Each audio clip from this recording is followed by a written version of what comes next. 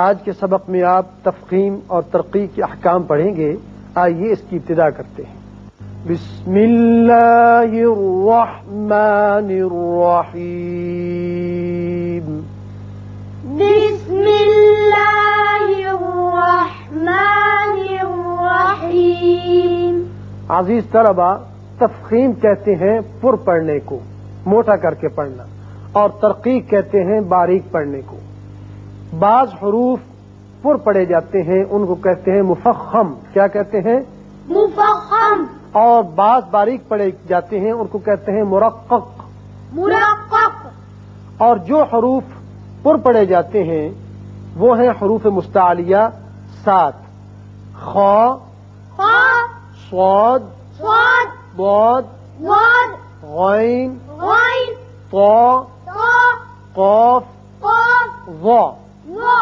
یہ تو مستقل پر پڑھے جاتے ہیں. لیکن 3 حروف ایسے ہیں جو کبھی تو پر پڑھے جاتے ہیں اور کبھی باریک پڑھے جاتے ہیں. ان میں ہے الف، الف، لام، لام، را. را. اب تینوں کے قواعد آپ کو سمجھانے ہیں کہ الف کب موٹا پڑھتے ہیں یا باریک، اور لام کب پر پڑھتے ہیں اور باریک، اور اسی طرح را کے متعلق. پہلے آئیے الف کے متعلق. یاد رکھیے کہ الف جو ہے یہ ما قبل حرف جو آتا ہے پہلے اس سے متحرک اس کے تابع ہوتا ہے. اگر پہلا حرف پر پڑھا جانے والا ہوگا، حروف مستعلیہ میں سے ہوگا کوئی ایک، تو یہ الف بھی پر ہوگا. اس کے علاوہ حروف میں سے کوئی آ جائے گا جو باریک پڑھا جاتا ہے تو اس کے تابع چونکہ ہوگا لہذا وہ الف بھی باریک پڑھا جائے گا. جیسے قاف حروف مستعلیہ میں سے ہے، پر پڑھا جاتا ہے. اب اس کو ہم جب پڑھیں گے قال، قال. اگر ہم پڑھیں قالا تو یہ غلط ہوگا. کیوں؟ قاف تو آپ نے موٹا پڑھا لیکن الف نہیں پڑھا. قال. قال. اسی طرح جب باریک حرف آ جائے تو اس کو الف کو بھی باریک پڑھیں گے. جیسے مالکی. مالکی. اگر کوئی پڑھ دے مولکی تو یہ غلط ہے. کیوں کہ میم جو ہے یہ باریک پڑھا جانے والا حرف ہے، اس کی وجہ سے الف بھی باریک ہوگا. مالکی. مالکی. یہ تو ہے الف کا قاعدہ واضح طور پر کہ حروف مستعلیہ میں سے کوئی آئے تو یہ پر ہوگا، باقی حروف میں سے کوئی آئے تو باریک ہوگا. دوسرا قاعدہ ہے لام کا. قرآن پاک میں جو لام اسم اللہ کے اندر استعمال ہوتا ہے اسی کے 2 قاعدے ہیں. اس کے علاوہ جہاں بھی لام استعمال ہوگا وہ باریک پڑھا جائے گا. اب پر 2 صورتوں میں صرف یہ پڑھا جاتا ہے، وہ بھی اسم اللہ کے ساتھ. اگر پہلے زبر آ جائے تو تب یہ لام پر ہوگا، اور پہلے اگر پیش آ جائے تو تب یہ لام پر ہوگا. جیسے اگر زبر آئے تو ہم پڑھیں گے واللہ. واللہ. اس کو اگر ہم پڑھیں واللہ تو یہ غلط ہے. واللہ. واللہ. اسی طرح پیش کی صورت میں رسول اللہ. رسول اللہ. رسول اللہ نہیں پڑھنا بلکہ لام پر ہوگا. رسول اللہ. رسول اللہ. اور اگر اس میں اللہ سے پہلے زیر آ جائے تو یہ باریک پڑھا جاتا ہے. وللہ. وللہ. باللہ. باللہ. یہ تو تھی مثالیں الف اور لام کے متعلقہ کہ یہ کب پر اور باریک پڑھے جائیں گے.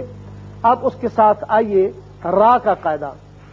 تیسرا حرف ہے را، کہ را کو ہم کب پر پڑھیں گے اور کب باریک پڑھیں گے. پہلے آپ را کے مفخم یعنی پر پڑھے جانے کی مثالیں دیکھ لیں، سمجھ لیں. سب سے پہلے یاد رکھیے کہ جب بھی را کے اوپر زبر آ جائے تو اس کو ہم پر پڑھیں گے، منہ بھر کے پڑھیں گے. جیسے راشدن. راشدن. ہم نے را کو را پڑھا، را یہ باریک آواز ہے، را یہ پر آواز ہے. راشدن. راشدن. پیش کی صورت میں بھی پر ہوگا. رشدن. رشدن. یہ تو واضح طور پر یاد رہے کہ را کے اوپر زبر یا پیش ہو تو یہ پر ہوگا. اگر را ساکن ہے اور اس سے پہلے زبر ہے تب بھی را پر ہوگا. جیسے یرجعو. یرجعو. اور اگر را ساکن سے پہلے پیش ہوگا تب بھی یہ پر ہوگا. جیسے ترجعو. ترجعو. تیسری صورت ہے کسرہ عارضی. را ساکن سے پہلے کسرہ عارضی کبھی کبھی آتا ہے جب وہ آ جائے تو اس میں اتنی طاقت نہیں ہوتی کہ را کو باریک کر سکے. اور یوں بھی را ساکن سے ما قبل جو پہلے آتا ہے حمزہ وصلی، اس کی کوئی حقیقت نہیں ہوتی، لہذا یہاں را اس صورت میں پر ہوگا. جیسے ارجعی، ارجعی، رب ارجعون. رب ارجعون. تیسرا قاعدہ یہ ہے. اور چوتھا قاعدہ یہ ہے کہ جب را کے بعد، را ساکن کے بعد ایک ہی لفظ کے اندر، ایک ہی کلمے میں حروف مستعلیہ جو آپ پڑھ چکے ہیں 7 پر پڑھے جانے والے حروف، ان میں سے کوئی آ جائے تو را پر کر کے پڑھیں گے. جیسے مرصاد، مرصاد. اور بہت سی مثالیں، مثلا ہے فرقہ، لبالمرصاد، کئی مثالیں ہیں.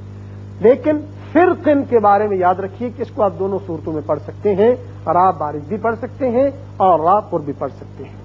اگلا قاعدہ یہ ہے کہ جب را ساکن ہو، اس سے پہلا ما قبل حرف بھی ساکن ہو، تو پھر ہم تیسرا دیکھیں گے حرف کہ اس کے اوپر اگر زبر ہے یا پیش ہے تو اس صورت میں را پر ہوگا. جیسے زبر کی صورت میں قدر، قدر.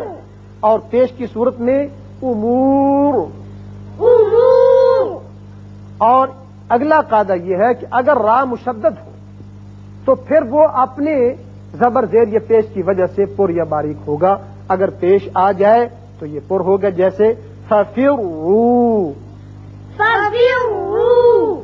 اور باریک کب ہوگا؟ جب مشدد ہے اور نیچے زیر ہے. تو اب اس کو باریک پڑھیں گے، پچھلے پیش کی وجہ سے را پر نہ ہو جائے، ور نہ ہو جائے، بلکہ ذریتن. ذریتن. یہ تو سارے قواعد تھے اس کے پر پڑھے جانے کے لیے. اب را مرقق یعنی باریک کب پڑھا جائے گا؟ سب سے پہلی مثال یہ ہے کہ جب را کے نیچے کسرہ یعنی زیر آ جائے تو اس کو باریک پڑھیں گے. جیسے شاریبہ، شاریبہ. اور اگر را ساکن ہے اور اس سے پیچھے زیر ہے تو پھر بھی باریک ہوگا. جیسے فرعون. فرعون. اور را ساکن سے پہلے اگر یا ساکن آ جائے تو ہمیشہ را باریک ہوگا. جیسے خیر. خیر. اور اگر را ساکن ہے اس سے پچھلا بھی ماقبل ساکن ہے تو پھر پیچھے آپ حرکت دیکھیں گے، اگر زیر ہے تو را باریک ہوگا. جیسے فکر. فکر. فکر. فکر. یہ تو تھی اس کے باریک پڑھا جانے کی مثالیں. اب ایک قاعدہ قرآن پاک میں اور ہے، یاد رکھیے، امالے کا. امالہ کہتے ہیں مائل کرنے کو. جیسے یعنی زبر کو اگر زیر کی طرف مائل کیا جائے یا الف کو یا کی طرف مائل کیا جائے تو وہ جو آواز نکلتی ہے وہ درمیانی مجہول سی آواز ہوتی ہے.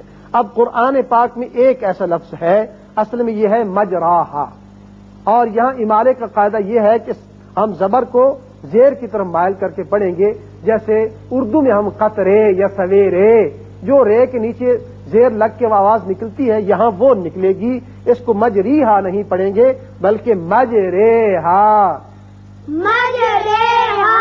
تو عزیز طلبہ، آج کے سبق میں آپ نے مفخم اور مرقق جو الحروف ہیں ان کے بارے میں تمام قواعد پڑھ لیے. اللہ تعالی ہمیں انہیں یاد رکھنے کی توفیق عطا فرمائے.